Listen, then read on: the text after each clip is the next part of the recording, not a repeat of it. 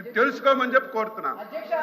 వచ్చింది అధ్యక్ష, ఏదో పేపర్ వాళ్ళకి ఆంధ్రజ్యోతి పత్రిక వచ్చింది అధ్యక్ష, ముందు చెప్పండి. ఈ రకంగా ఇచ్చారని చెప్పి వచ్చింది అధ్యక్ష.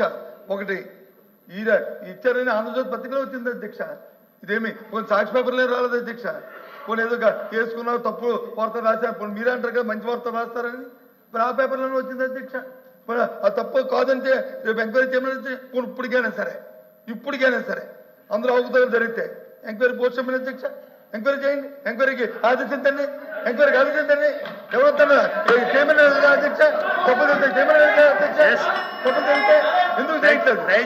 ఎందుకు ప్రభుత్వం చేయట్లేదు? ఎందుకు వెనకం చేస్తుంది? తప్పులు జరిగినప్పుడు ఎందుకు వెనకం చేస్తుంది? ఒకవేళ ఇక్కడ ఏదో ఒకటి మాట్లాడకపోతే తాడేపల్లి ప్యాలెస్ లో అక్షంతలు పడతాయని మాట్లాడటం తప్ప వేరేదేం లేదు అధ్యక్ష. అధ్యక్ష నిజంగా ఋషికొండ ప్రభుత్వ భవనం అని అన్నారు అధ్యక్ష. ఋషికొండ ప్యాలెస్ ప్రభుత్వ భవనం అని చెప్పారు అధ్యక్ష.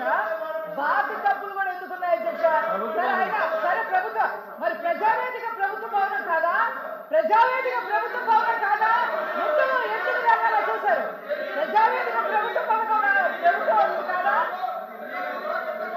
మాట్లాడి అచ్చెన్నాయుడు గారు మాట్లాడిన దాంట్లో విధ్వంసాలు అనుకున్నప్పుడు మా సభ్యుడు ఏం చెప్పాడు, రే బాబు ఈ జరిగిన అంశాలన్నింటినీ కూడా చూమిటి చెప్పాడు. ఏది విధ్వంసం అని చెప్పి అడిగాడు.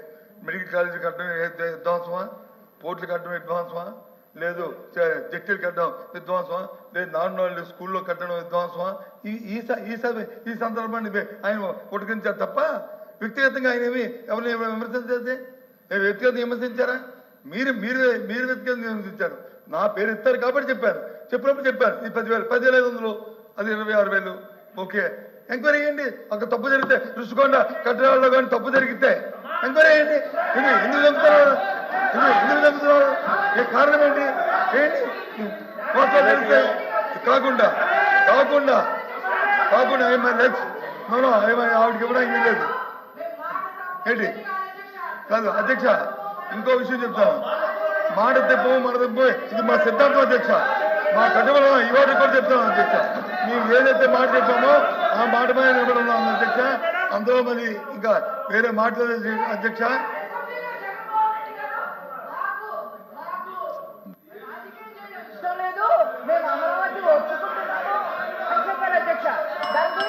దయచేసి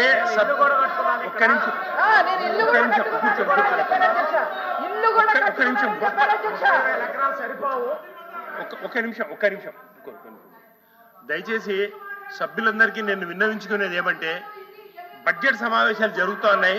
సభను మంత్రులు కానీ ఎవరన్నా కానీ తప్పుదో పట్టియొద్దని నా మనవి. సబ్జెక్టు డివియేషన్ అయి మీరు మాట్లాడాల్సిన అవసరం లేదు. సబ్జెక్టు మీద మాట్లాడితే బాగుంటుంది. మంత్రులు కానీ ఎవరన్నా కానీ దయచేసి కూర్చోండి. చెప్పండి. బడ్జెట్ గురించే మాట్లాడండి దయచేసి. ఇది తాత్కాలిక భవనం అనలేదు, మేము ఎప్పుడు చెప్పలేదని చెప్పి అచ్చెన్నాయుడు గారు మళ్ళీ చెప్పారు. 2 సార్లు చెప్పారు.